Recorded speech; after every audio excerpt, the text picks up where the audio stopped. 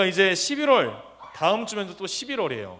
11월이 되면 어떻게 되냐면 우리가 다시 현장에 모여서 함께 다 예배 드릴 수 있어요. 그래서 우리 친구들 이제 다 같이 줌으로 드리는 친구들, 유튜브로 드리는 친구들도 이제 다시 다 나와서 우리 같이 함께 예배 드릴 수 있으면 될 것 같습니다. 전도사님이 한번 되게 아찔했던 경험을 한 적이 있는데 어떤 일을 경험했냐면 전도사님이 이제 서울에 올라갈 일이 있었던 거야. 그래서 서울에 올라가면서 이제 일을 보고 났더니 밤 10시가 넘은 거예요. 이제 서울에서 다시 우리 집까지 오는데 1시간 반 정도 걸리거든요. 그러면 이제 밤에 막 이제 열심히 오고 있는데 깜깜한데 한쪽에 차가 이렇게 세워져 있는 거예요.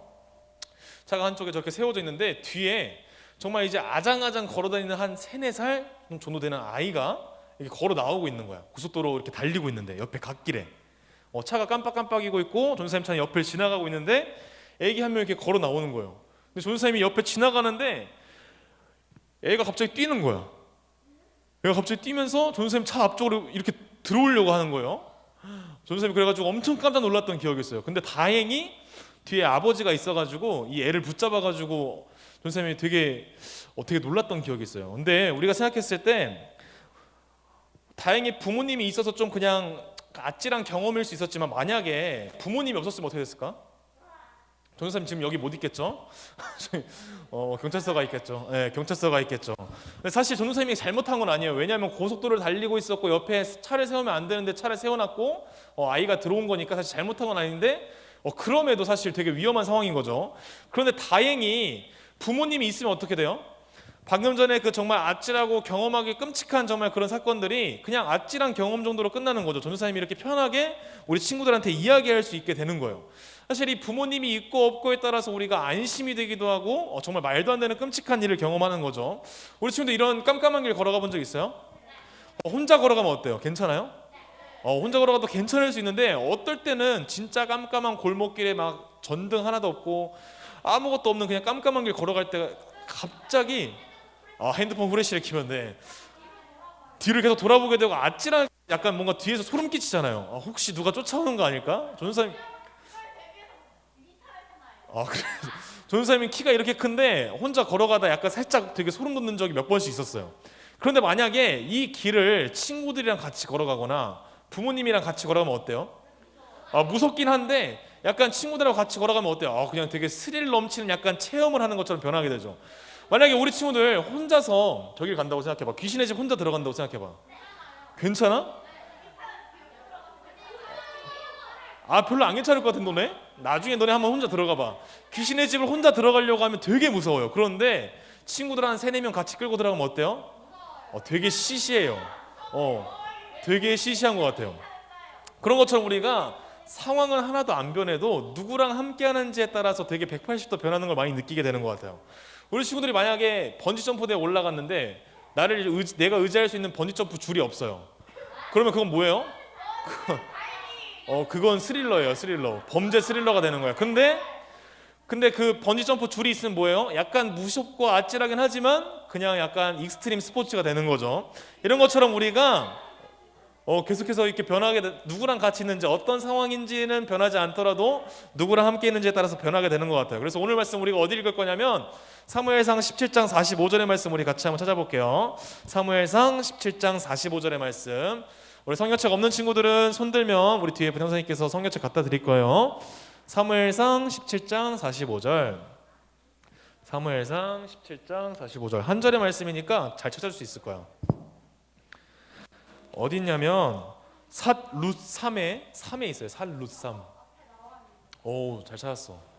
삿룻삼의 3에 사무엘상 17장 45절. 우리 4학년 친구들도 이제 잘 찾네요. 처음에 4학년 친구들 왔을 때는 되게 어린 친구들 같았는데 이제 또 다 커가지고 1년이 되게 빨리 지나갔어. 우리 17장 45절. 아직 난 못 찾았다. 괜찮아요. 손 들어주면 좀 기다려줄게요. 네, 그럼 우리 같이 한번 읽어볼게요. 우리 앞에 못 찾는 친구들 이거 잘 보일지 모르겠지만 우리 45절의 말씀 한번 큰 목소리로 같이 읽어보겠습니다. 시작. 다윗이 골리앗에게 말했습니다. 너는 나에게 칼과 큰 창과 작은 창을 가지고 나아오지만 나는 만군의 여호와의 이름으로 너에게 간다. 여호와는 이스라엘의 군대의 하나님이시다. 너는 여호와께 욕을 했다. 아멘.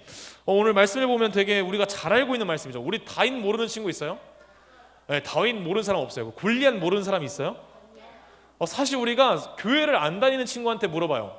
다윗과 골리앗 알아? 이러면 웬만하면 다 알아요. 몰라? 다윗과 골리앗을 몰라? 정말 이렇게 세상이 점점 더 악해지고 있는 거예요.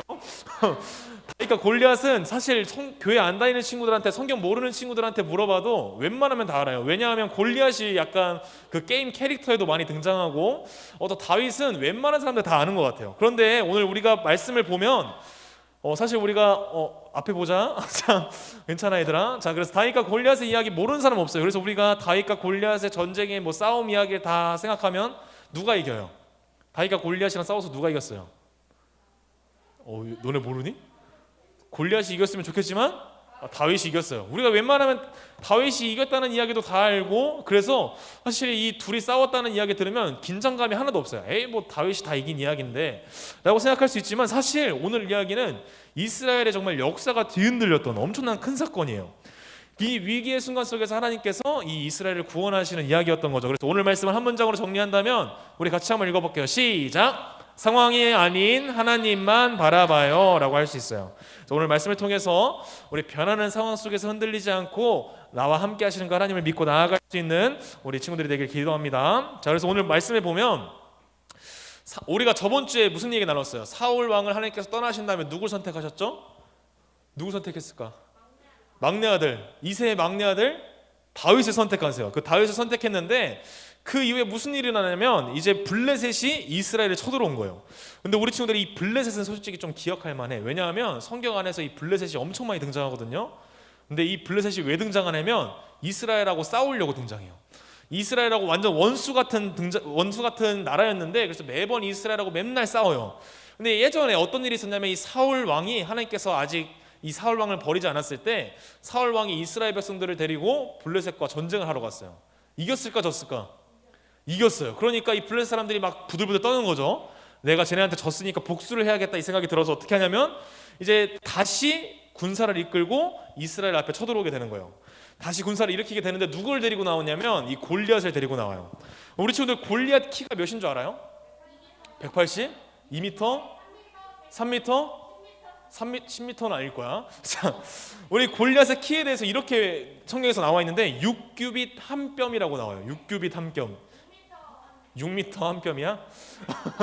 6m 아니에요. 우리가 이걸 환산하면, 우리가 잘 알고 있는 센티미터로 환산하면 290cm예요. 290cm, 2m 90cm인 거예요. 그러면 어떻게 되냐면 이 농구 골대가 3m 5cm래요. 그러면 이 골리앗이 농구 골대보다 조금 작은 거예요.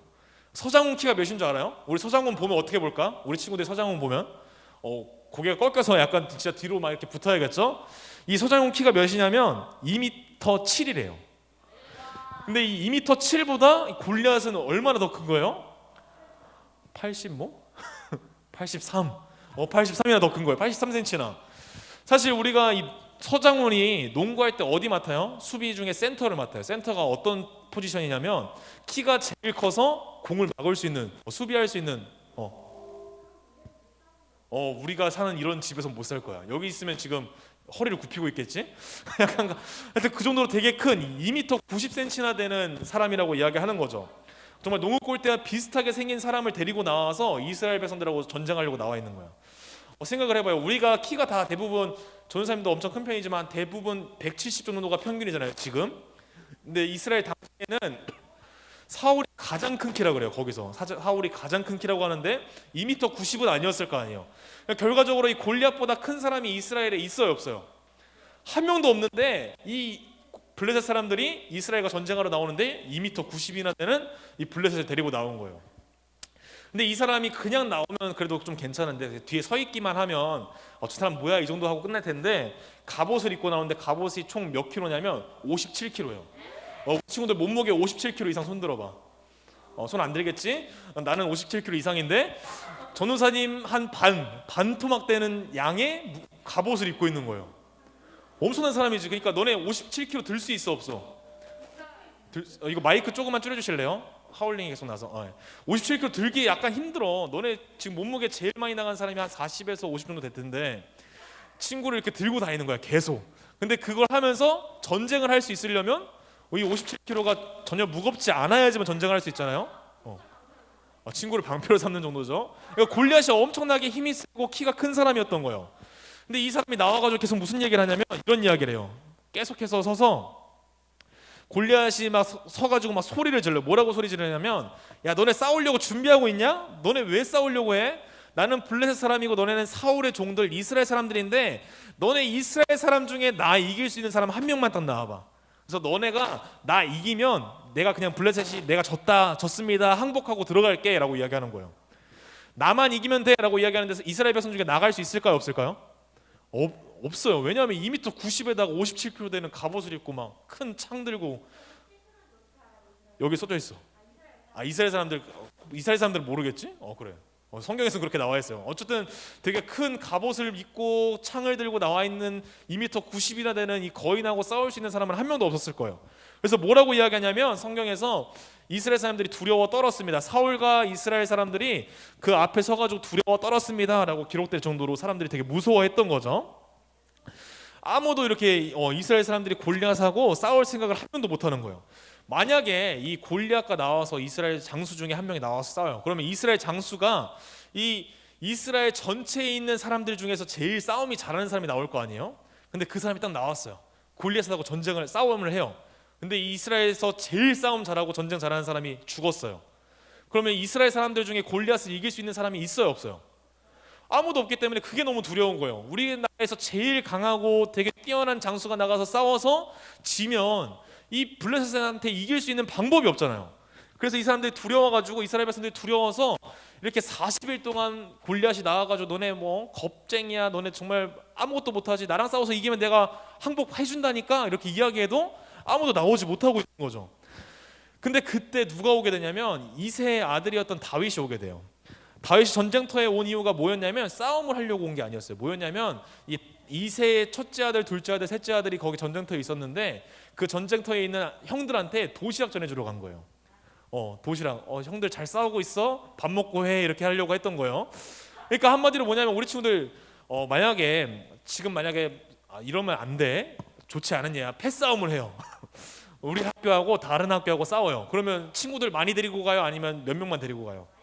엄청 데려가요. 우리가 싸움을 할 때 사람들을 많이 끌고 가서 많이 데리고 가는 이유가 뭐예요? 이기려고 데려가는데 이 다윗은 블레셋과 이스라엘이 전쟁을 하고 있는데 이 전쟁에 나가지도 않아요. 그냥 도시락들로 왔어요. 왜요? 이 전쟁에 하나도 도움이 안 되는 쓸모없는 사람이라고 생각했기 때문이에요. 정말 조그마한 애기였고 막내 아들이었으니까 전쟁에 나가서 싸움을 이길 수 없다, 이 사람이 있어도 도움이 안 될 거야 라고 생각해서 안 데려갔더니 다윗이 온 거예요. 뭐하러? 도시락 전해주러. 형들 잘 싸우고 있어요? 잘 살아있고 잘 살아서 건강해서 거기 돌아와야 돼요. 이렇게 해주러 온 거예요. 그런데 이렇게 이 다윗이 이렇게 전쟁에 왔는데 결국 어떻게 돼요? 우리가 잘 알고 있는 것처럼 다윗이 골리앗을 어떻게 이겨요? 물돌 같은 걸로 돌로 이렇게 던져가지고 이마에 딱 정중하게 맞췄더니 골리앗이 쓰러져요. 그래서 이 다윗이 이긴다고 이렇게 성경에 기록되어 있죠. 근데 사실 우리 친구들 생각해봐요. 우리가 거짓말을 한번 해보자. 거짓말이 이게 아니 어떻게 이 조그마한 다윗이 골리앗을 이겼어요 라고 했을 때 이게 거짓말일 거야 라고 이야기하면 우리 친구들 거짓말을 좀 정성 들여서 해요? 아니면 대충 해요? 정성을 들여요. 우리가 거짓말 하려면 남이 속아야 되잖아요. 우리 이렇게 성경에 적혀 있는 게 이게 거짓말이야. 만약에 다윗하고 골리앗하고 싸운 게. 근데 만약에 우리가 속이려면 정말 정성 들여서 정말 치밀하게 잘 계획해서 이 이야기를 썼을 것 같아요. 그런데 성경에서 뭐라고 기록되어 있냐면 다윗이 돌을 하나 들고 나와가지고 물돌매를 돌리다가 골리앗이 뛰어올 때 돌을 던져서 이마에 맞췄더니 골리앗이 쓰러졌습니다 라고 나와요.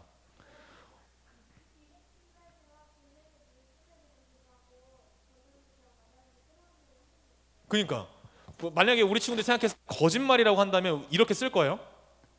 이게 거짓말이라고 하면 이렇게 쓸 거야? 누가 믿겠어 사실.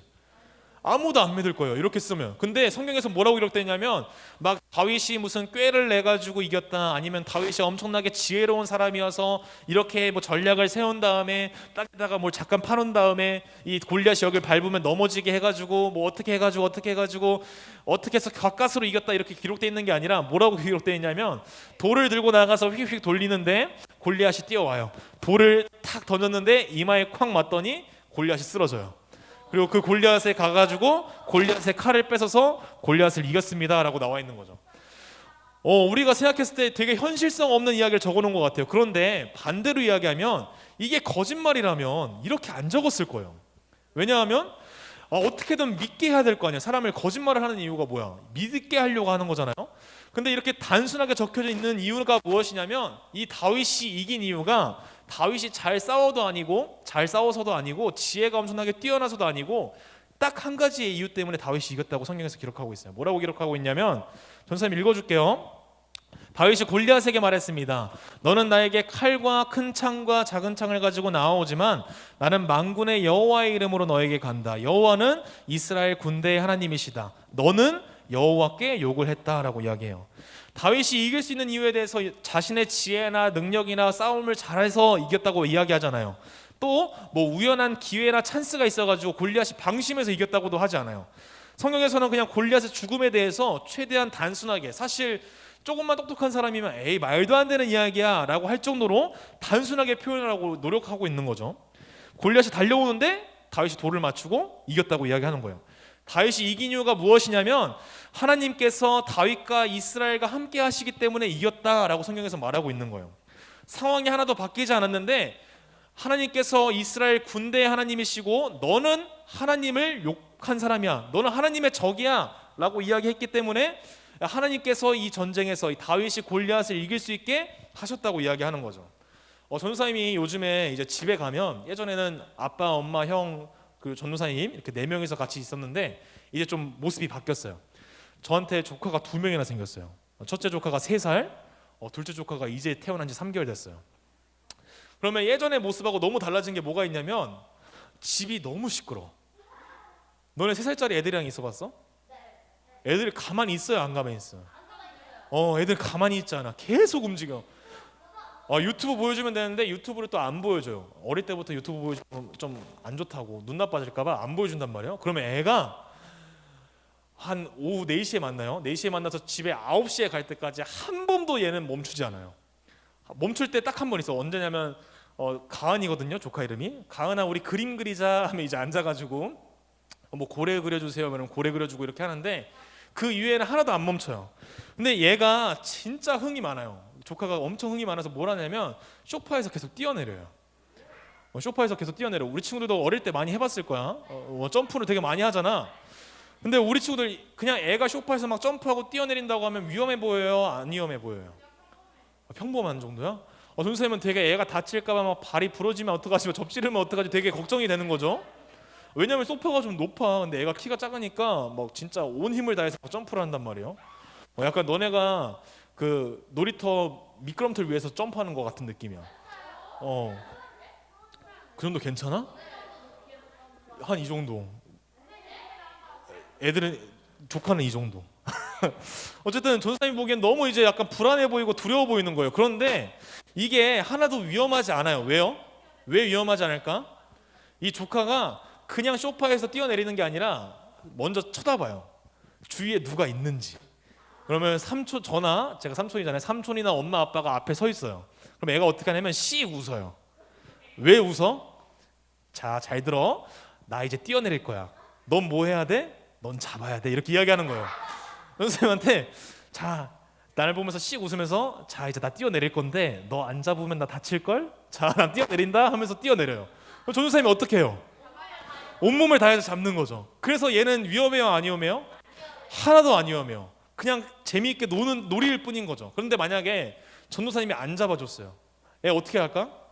뛰어내리다가 어디 이마 부딪히거나 어디 부딪히면 울어요, 안 울어요? 엄청나게 울 거예요.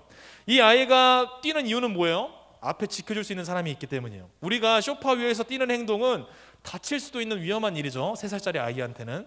그런데 이 상황이 위험하지 않는 이유는 뭐예요? 그 앞에 부모님이나 삼촌과 같이 지켜줄 수 있는 사람이 있기 때문이에요. 그냥 그 앞에 아빠나 엄마가 있다면 그저 장난스러운 아이와 그냥 되게 재미있게 노는 그런 상황일 뿐인 거죠. 이처럼 우리에게 있어서 이 누구와 함께 하느냐, 누구와 함께 하고 있느냐는 너무나도 중요한 것 같아요. 우리 친구들은 항상 누구와 함께 하고 있나요? 부모님과 매일매일 함께 하고 있어요? 한순간도 떼놓지 않고? 사실 그렇진 않아요. 우리가 어딜 갈 때 부모님하고 같이 집에서 살지만 또 학교에 갈 때나 학원에 갈 때는 또 떨어져서 지내요. 근데 우리 친구들하고 계속 붙어 있어요? 그건 또 아니에요. 집에 들어가면 친구가 없어요. 우리가 계속해서 함께 붙어 있는 누군가가 있어요. 어떤 분이 계실까요? 강아지가 있어요? 오늘 학교 갈 때도 강아지 끌고 다니는 거야? 핸드폰하고 함께 있어. 그치? 핸드폰하고 함께 있어요. 그런데 오사고도 함께 있어요. 그런데 누구와 함께 있냐면 우리 친구들의 마음속에는 하나님께서 함께 하세요. 예수님께서 함께 하시고 하나님께서 함께 하시는 거예요. 그래, 되게 성스러운 거야. 되게 좋은 거야. 그래서 예수님께서 뭐라고 말씀하시냐면 너희가 내 이름으로 날 믿는다고 이야기하면 내가 항상 너희와 함께 하신다고 이야기하세요. 오늘 다윗이 이길 수 있었던 이유가 무엇일까요? 이 조그만한 다윗이 전쟁에 필요가 없었어요. 쓸모가 없었던 이 아이가 도시작전에 주러 왔다가 이 블레셋의 가장 큰 장수인 블레셋의 그 골리앗을 이기게 되는 거예요. 근데 그 이유에 대해서 성경에서 뭐라고 이야기하냐면 하나님께서 이 다윗과 함께 하셨기 때문에 이겼다고 이야기하는 거죠. 우리 친구들이 앞으로 상황 가운데 매일매일이 막 꽃길만 걷는 것처럼 행복하진 않을 거예요. 항상 꽃길만 걷는 것처럼 행복하거나 너무 평온하고 너무 재미있고 즐겁고 그러진 않을 거예요. 그런데 우리 친구들이 꼭 기억해야 할 것이 무엇이냐면 우리 친구들의 마음속에 하나님이 함께 하신다는 거예요. 그리고 그 상황들 속에서 하나님께서 함께 하시면서 그 상황들 속에 우리 친구들이 두렵고 힘들 때마다 도와주시고 함께 걸어가 주신다고 약속하셨다는 것을 우리 친구들이 꼭 기억했으면 좋겠어요. 알겠죠? 우리 같이 잠시 기도하고 마무리하도록 하겠습니다. 우리 두 손 모으고 눈 감고 우리 같이 기도할게요. 우리 친구들 마음속에 너무 진지해지는 게 좀 부끄러울 때가 있을 거예요. 하지만 좀 진지해질 필요도 있어. 우리 삶 가운데 이 시간 뭐라고 기도했으면 좋겠냐면 우리 친구들의 상황 가운데 되게 힘든 일이나 어려운 일들 또 때로는 좀 외롭다고 느껴질 때가 있을 수도 있어요. 그런데 그 상황 동안에 부모님과 함께하면 괜찮아지고 친구와 함께하면 괜찮아지고 핸드폰 가지고 있으면 되게 행복한 것처럼 느껴지다가도 어느 순간 그 모든 것들이 소용없어진 것처럼 느껴질 때가 있을 수도 있어요. 그 상황들이 올 거야. 올 수도 있어. 근데 그 상황 가운데 우리 친구들이 지금은 경험하지 않았더라도 꼭 기억했으면 좋겠어요. 내 마음속에 하나님께서 함께 하시지 내 마음속에서 하나님이 함께 하셔서 나는 괜찮아 라고 생각할 수 있었으면 좋겠어요. 그래서 오늘 말씀을 통해서 우리 친구들이 이렇게 기도했으면 좋겠습니다. 하나님 항상 나와 함께 해주세요. 하나님 나의 마음속에 항상 함께 해주시고 내 앞에 주어진 상황들은 변하지 않더라도 내 마음속에 온전히 주님을 믿는 믿음으로 걸어가면서 행복하고 정말 즐겁게 살아갈 수 있게 해주세요. 우리 잠시 기도하도록 하겠습니다. 하나님 아버지 감사합니다. 우리의 마음을 다하여서 주님을 믿으며 주님을 바라보며 나아갑니다. 우리가 가지고 있는 그 모든 상황들 속에서 항상 즐겁고 행복한 일들만 가득할 것 같지만 그렇지 않을 때가 있고 외로울 때가 있고 힘들 때가 있습니다. 그러나 항상 하나님께서 나와 함께 하신다고 말씀하셨고 그 하나님이 내 손 붙잡고 함께 걸어가신다고 말씀하셨습니다. 우리가 그 사실을 믿고 의지하면서 온전히 하나님을 믿는 믿음으로 걸어나갈 수 있는 우리 친구들이 될 수 있도록 주님께서 인도하여 주시옵소서. 이 모든 말씀 예수님의 이름으로 기도드렸습니다. 아멘. 우리 주기도문으로 예배를 마칠게요. 시작. 하늘에 계신 우리 아버지여 이름이 거룩히 여김을 받으시오며 나라의 임하옵시며 뜻이 하늘에서 이룬 것 같이 땅에서도 이루어지이다. 오늘날 우리에게 일용할 양식을 주옵시고 우리가 우리에게 죄 지은 자를 사하여 준 것 같이 우리의 죄를 사하여 주옵시고 우리를 시험에 들게 하지 마옵시고 다만 악에서 구하옵소서. 대개 나라와 권세와 영광이 아버지께 영원히 있사옵나이다. 아멘. 우리 같이 한번 오랜만에 크게 외쳐볼게요. 시작. 나는 하나님의 자녀다. 하나님을 사랑하고 이웃을 사랑하며 하나님의 기쁨이 되죠. 네, 우리 부장 선생님 나오셔서 우리 광고 전해주시도록 하겠습니다.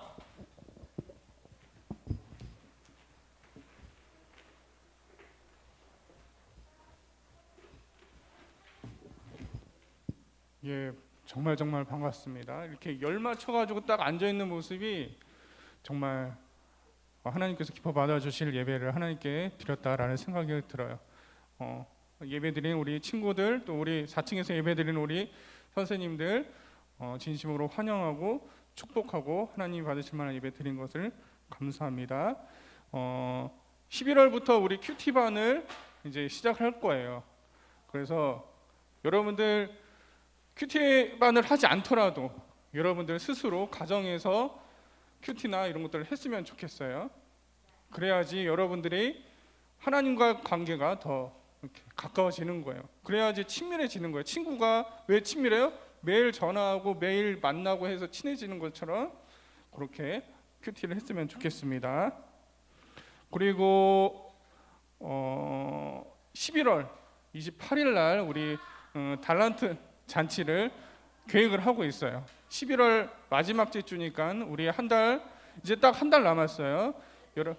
여러분들 그 출석하고 또 성경 읽기, 큐티 요 세 가지는 그동안 현장 예배 못 들어와서 이렇게 체크를 못한 게 있을 텐데 그것들은 선생님께 말씀드리면은 그거는 이렇게 올려줄 거예요.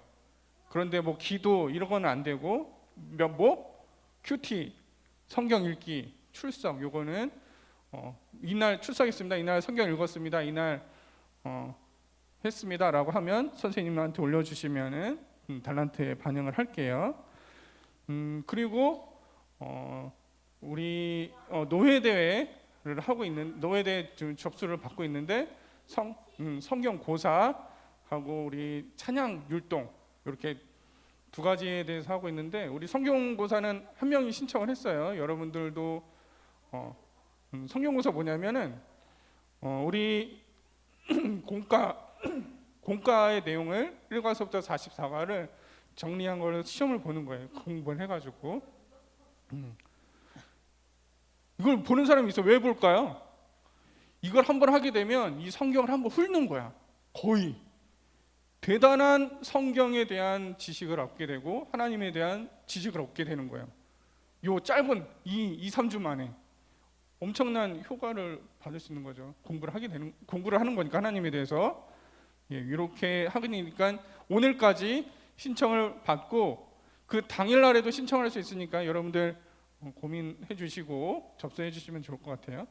그 다음에 광고는 우리 지난주에 암송 시상을 하려고 했는데 이 인터넷이 안 돼가지고 다시 한번 오늘 제대로 시상을 하도록 하겠습니다. 우리 그 자리에서 일어나면 돼요. 나오지 말고 우리 1등 우리 유효인 우리 손현율 일어나시고 2등 김담비 일어나시고 3등 양하람 일어나시고 참여상의 이건희 양현준 이수아 일어나 주세요. 큰 박수 주세요. 여러분들 이건 정말 큰 박수를 받아야 돼. 우리 현준이도 일어나 주시고 칭찬합니다. 정말 칭찬합니다. 앉아 주세요. 우리 다른 인원들도 요절 3개만 외우면 참여상을 받을 수 있는데 왜 안 했을까? 왜 귀찮을까? 정말 안타까워. 그래. 다음 기회에 있으면은 꼭 해줘요. 이거 여러분들의 그 집중력으로는 한 5분이면 10절 다 외워. 이 세 절. 좋아요. 그 10분이면 다 외우는 걸 그걸 안 해가지고 안타까워요. 다음에 그 기회 있으면 꼭 해주시기 바래요. 그 다음에 마지막으로는 우리 다음 주에는 아까도 우리 전사님 말씀하셨던 거 다음 주에는 현장 예배가 오픈이 돼요. 위드 코로나 얘기했던 것처럼. 그런데 꼭 지켜줘야 돼요. 여러분들은 백신 맞았어요? 안 맞았어요? 여러분들은 백신을 안 맞았기 때문에 조심해야 돼요? 안 조심해야 돼요? 그럼 여러분들 스스로가 거리두기를 하고 체온 측정을 하고 이렇게 코로나에 조심할 수 있도록 여러분들 스스로가 관리를 해주세요. 우리 여기에는 예배를 다 드릴 수는 있는데 선생님은 다 와는 걸 정말 감사하고 좋지만 여러분들 한 명이라도 걸리면 돼요? 안 돼요? 안 돼요. 꼭 이런 방역수칙 마스크 꼭 하고 또 손도 잘 씻고 해가지고 내일 다음 주부터 예배를 드릴 수 있으면 좋겠어요. 그리고 유튜브로만 할 거예요. 줌은 하지 않고 유튜브로만 현장 예배에 대한 예배를 유튜브로만 영상을 올릴 테니까 줌은 안 하니까 그거 꼭 기억해 주시기 바랍니다. 뭐 궁금한 거 있어요? 알고 싶은 거, 얘기하고 싶은 거 없으면 우리 전사님. 우리 친구들 공과 빠르게 진행할게요. 우리 36과 공과책 있는 친구들 공과책 펴고 나 공과책 없어요? 손 들어봐요. 없는 사람 공과책 좀 주세요. 손 들고 있으면 뒤에 선생님이 공과책을 줄 거예요. 아니요. 3명 있어요. 3명. 공과책. 없는 사람 크게 손. 네, 이렇게 들어야 잘 보이거든요. 너 있잖아, 효인아. 자, 36가요. 36가. 우리 같이 한번 공과 보도록 하겠습니다.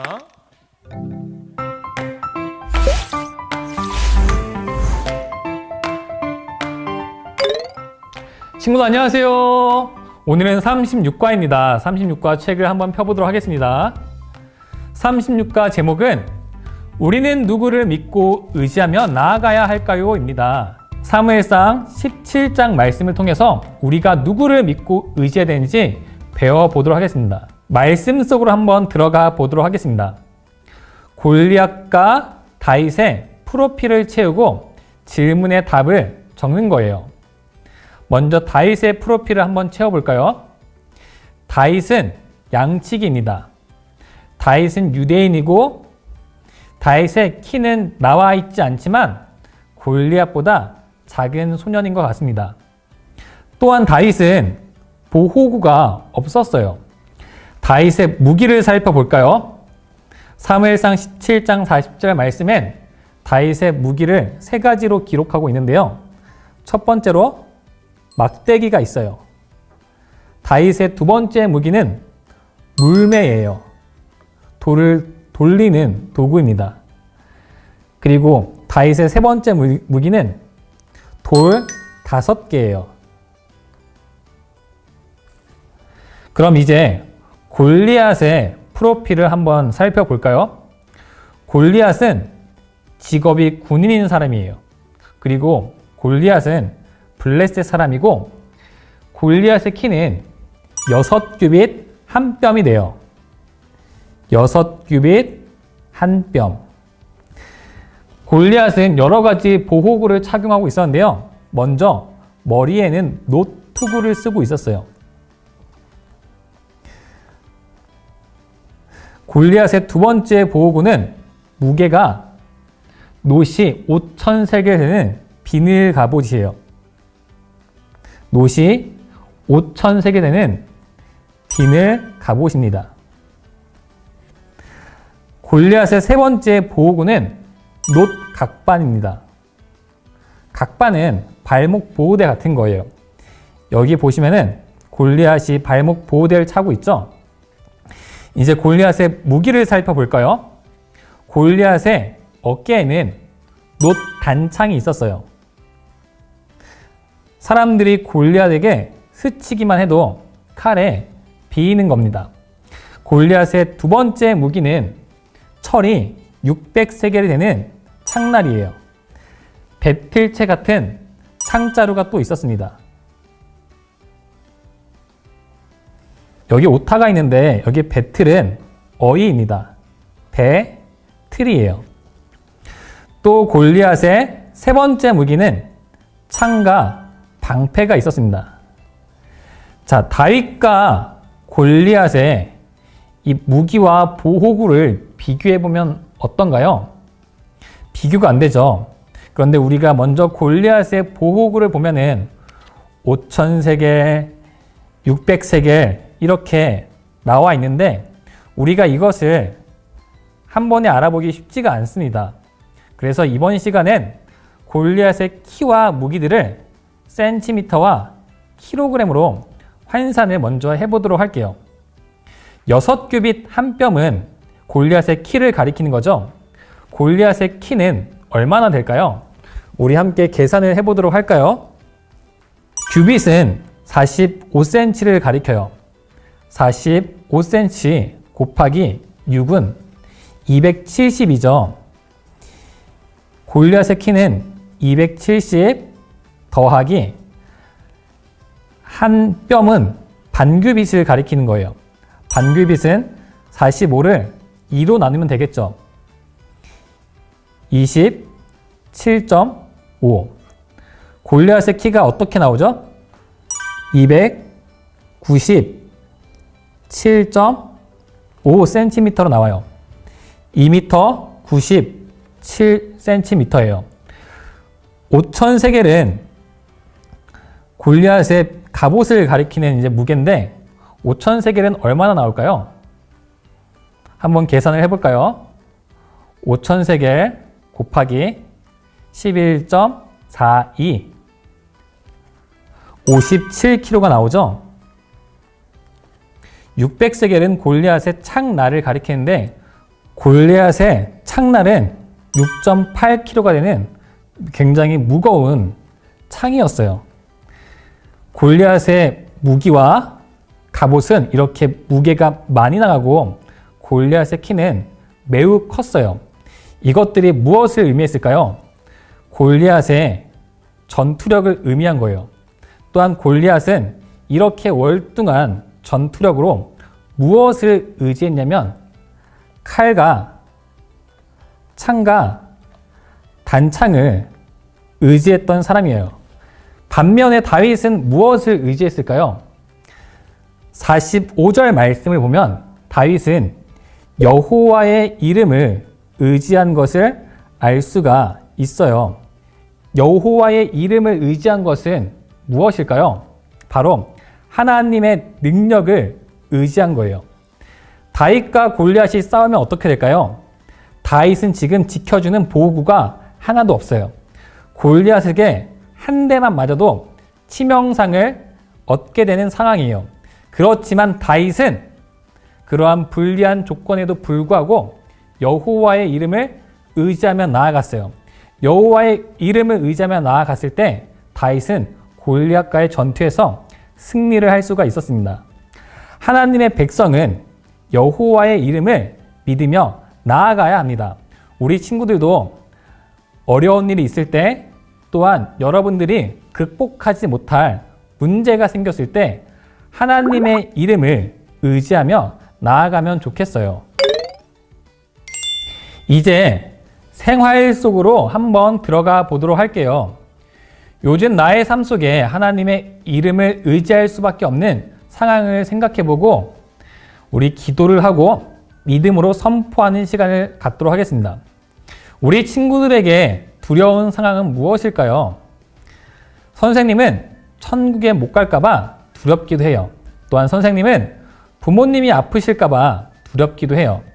친구들과 사이가 안 좋아질까봐 두렵기도 하고 성적이 떨어질까봐 두렵기도 해요. 또한 유튜브를 너무나 많이 봐서 유튜브에 중독될까봐 두렵기도 합니다.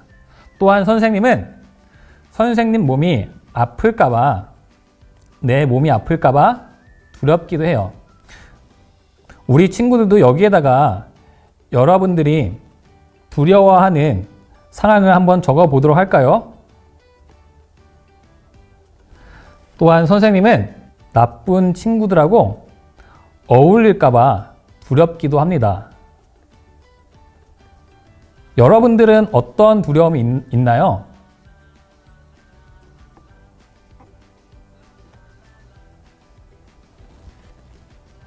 또한 선생님은 하나님을 멀리 떠날까봐 두렵기도 해요.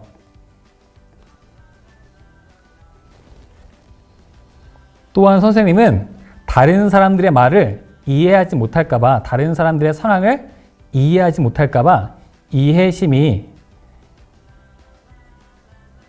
없을까봐 두렵기도 합니다. 우리는 인생을 살아가면서 많은 두려움들에 닥치게 돼요. 우리 기도문을 한번 작성해 보도록 할까요? 하나님, 저는 요즘 두려운 상황이 있어요. 우리 친구들이 이 중에서 두려운 거 3가지를 적어주세요. 선생님이 가장 두려운 것은 천국에 못 갈까봐 두렵기도 합니다.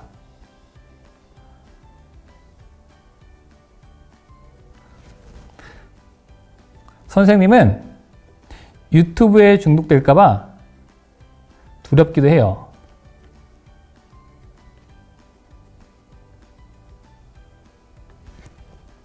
선생님은 하나님을 멀리 떠날까봐 두렵기도 합니다. 우리 함께 이렇게 기도할까요? 하나님, 저는 요즘 두려운 상황이 있어요. 천국에 못 갈까봐 두려워요. 유튜브에 중독될까봐 두려워요. 하나님을 멀리 떠날까봐 두려워요. 이 모든 상황을 주님께 맡깁니다. 여호와의 이름으로 고백합니다. 하나님께서 이 모든 상황을 이길 수 있는 힘과 능력과 믿음을 주세요. 예수님 이름으로 기도합니다. 아멘. 우리 이제 믿음으로 선포하도록 하겠습니다. 믿음으로 선포할 때는 여호와의 이름으로 선포를 하는 거예요. 부록을 보면 여호와의 이름 스티커가 있는데 여호와의 이름 스티커를 선포를 하면서 하나씩 붙여주겠습니다. 나는 여호와의 이름으로 천국에 갈 수 있습니다. 나는 여호와의 이름으로 유튜브에 중독되지 않을 수 있습니다. 나는 여호와의 이름으로 하나님을 멀리 떠나지 않습니다. 우리 이렇게 고백하면서 믿음으로 선포하는 거예요. 우리 친구들, 이번 시간에는 이렇게 기도했지만 여러분들이 앞으로 매일매일 겪게 될 문제 가운데 두려운 상황들이 있을 거예요. 그럴 때마다 항상 여호와의 이름을 불러가며 하나님께 기도하고 하나님을 의지하는 우리 친구들 되었으면 좋겠습니다. 우리 이렇게 여호와의 이름으로 항상 믿음으로 승리하는 하나님 백성이 되도록 해요. 아멘. 다 같이 두 손 모으고 기도하겠습니다. 하나님, 매일매일 모든 순간마다 하나님을 의지하기 원해요. 내 생각과 힘을 의지하는 것이 아니라 하나님을 의지할 수 있도록 도와주세요. 예수님 이름으로 기도드립니다. 아멘. 네, 우리 친구들 오늘도 너무나도 고생 많았습니다. 우리 뒤에 선생님들이 있으니까 인사하면서 우리 가도록 하겠습니다. 10시까지는 다 여기서 나가주시고 선생님들 여기 동그랗게 앉아주시면 회의 바로 진행하겠습니다. 친구들 다음 주에 또 만나요. 잘 가. 유튜브도 안녕, 줌도 안녕.